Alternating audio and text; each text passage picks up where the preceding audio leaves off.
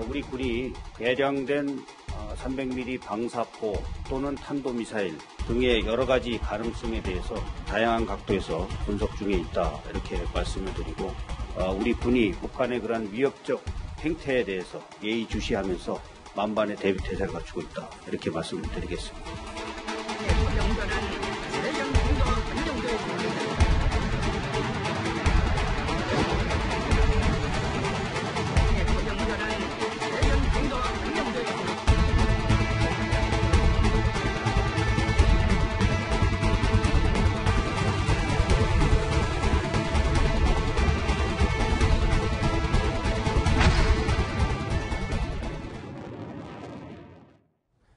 북한이 지난 26일 발사한 단거리 발사체, 개량형 300mm 방사포가 아니라 단거리 탄도 미사일일 가능성이 높다라는 것으로 확인이 됐습니다. 군 당국은요, 오늘 중간 평가 결과를 발표하고 미사일 재원에 대한 이 한미 당국이 정밀 분석을 하고 있다 이렇게 밝혔습니다.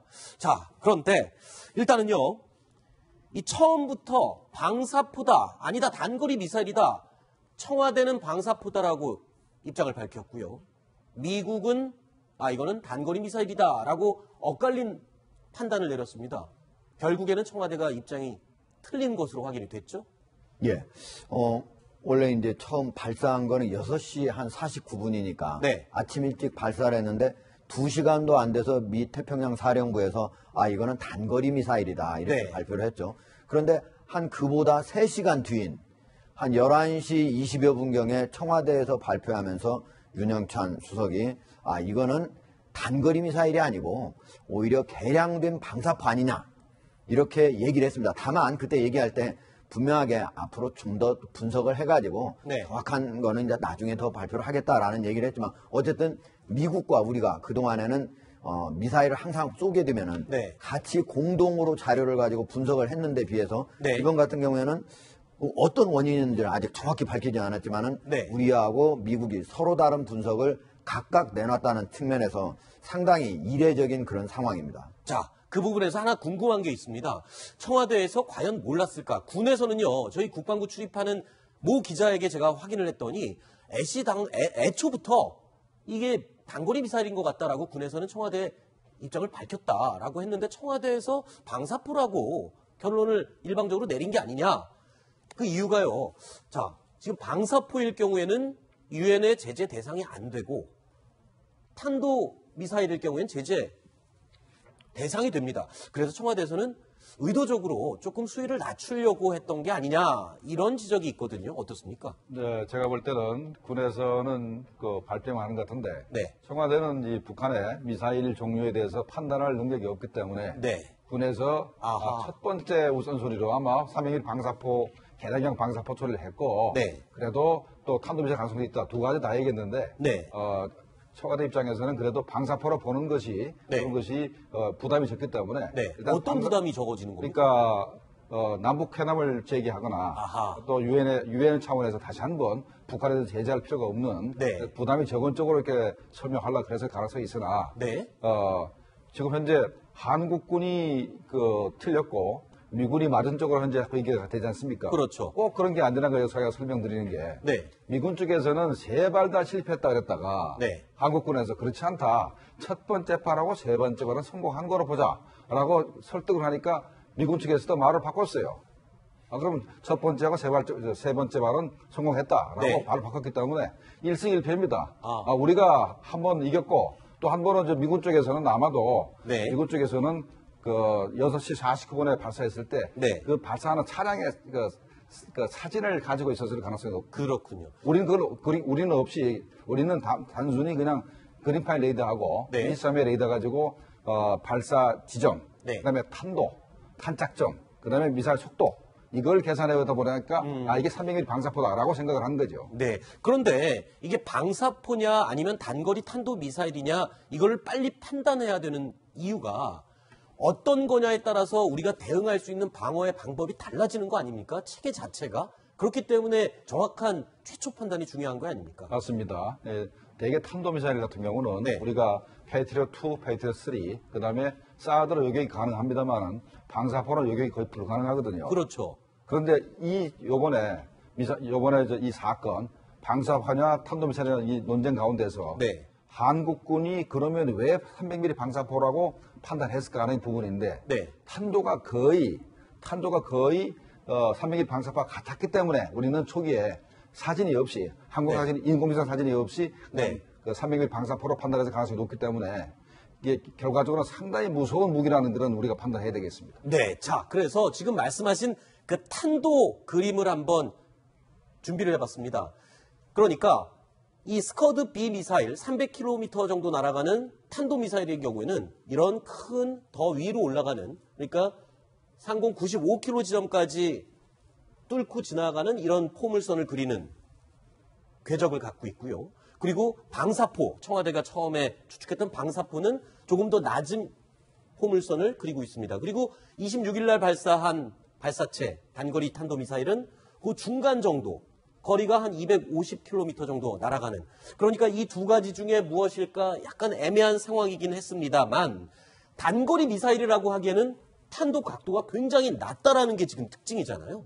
이 이유가 뭐가 있습니까? 북한에서 왜 일반적인 탄도미사일의 궤적보다 이렇게 낮게 쐈을까요? 이유가 분명히 있을 것 같은데요. 예, 지금 현재 이제 군사 전문가들은 저것이 지금 우리가 이 미사일, 북한의 미사일을 방어하기 위해서 갖다 놓은 것이 사드잖아요. 네. 사드는 고도 150km에서 40km 정도 네. 상공에 있을 때 요격을 할 수 있는 그런 무기입니다. 그런데 만약에 저것이 미사일, 단거리 미사일임에도 불구하고 원래 고도인 95km까지 올라가지 않고 네. 아니 50km까지만 올라갔다가 떨어진다.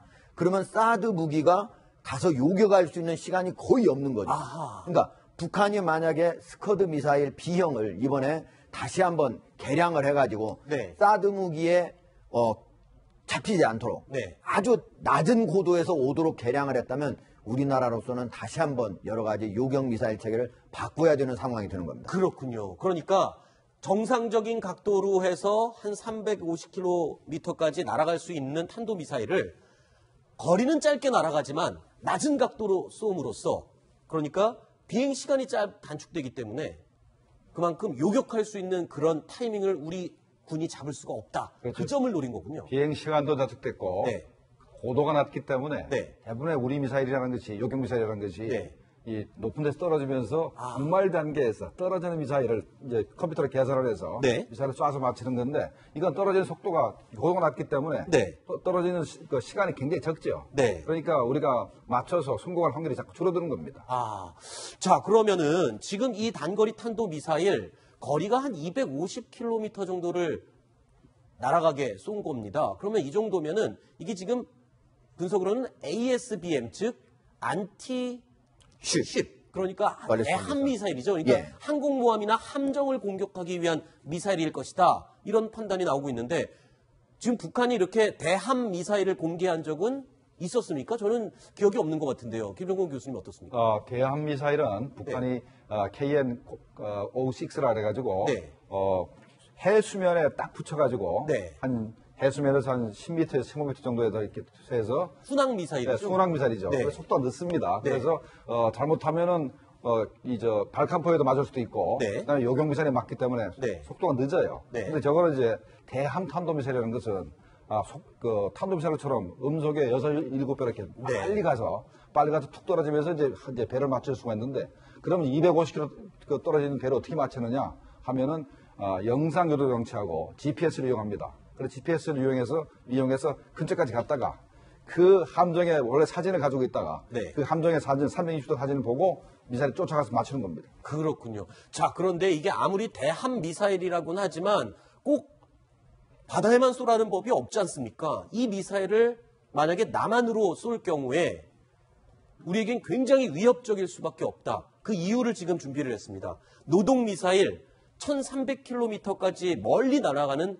중거리 탄도 미사일입니다. 하지만 그 노동 미사일보다 오히려 우리 남한에게는 거리가 짧은 스커드 B 미사일이 훨씬 무서울 수가 있고 위협적일 수 있다. 이유는요.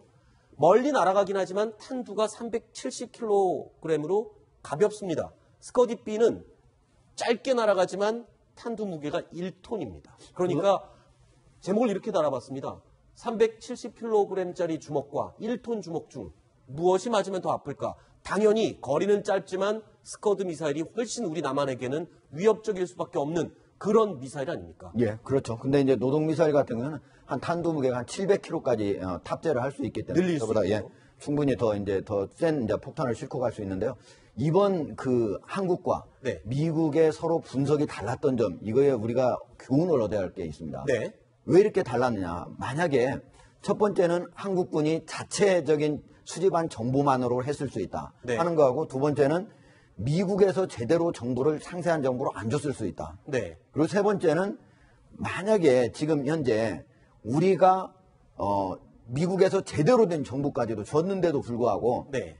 유엔의 제재, 즉 스커드 미사일을 쐈을 때는 유엔의 제재를 받아야 되는 상황이고 네. 남북 대화에도 영향을 미치지 않습니까? 그렇죠. 그런데 그러지 않고 방사포로 했을 때는 일단 남북의 대화 기조를 유지하는 데는 큰 영향이 없지 않습니까? 네. 만약에 세 번째 경우라면 아주 큰 문제가 생기는 겁니다. 네. 그런데 우리 같은 경우에는 이게 우리가 먼저 우리 북한이 이 미사일을 쏜 거를 먼저 발견했거든요. 이지스함에서 먼저 포착을 하고 미국 쪽에 알려준 거거든요. 네. 그런데 미국은 그것만 아는 게 아니고 이게 발사되기 전에 징후를 포착해서 바로 이 전파 정보 수집기를 띄웠습니다. 그렇죠. 비행기를 그러니까, 이미 그 지역에 예, 날려버렸죠. 즉 쏘는 곳하고 직접 미사일 사이에 서로 교신하는 전파를 아하.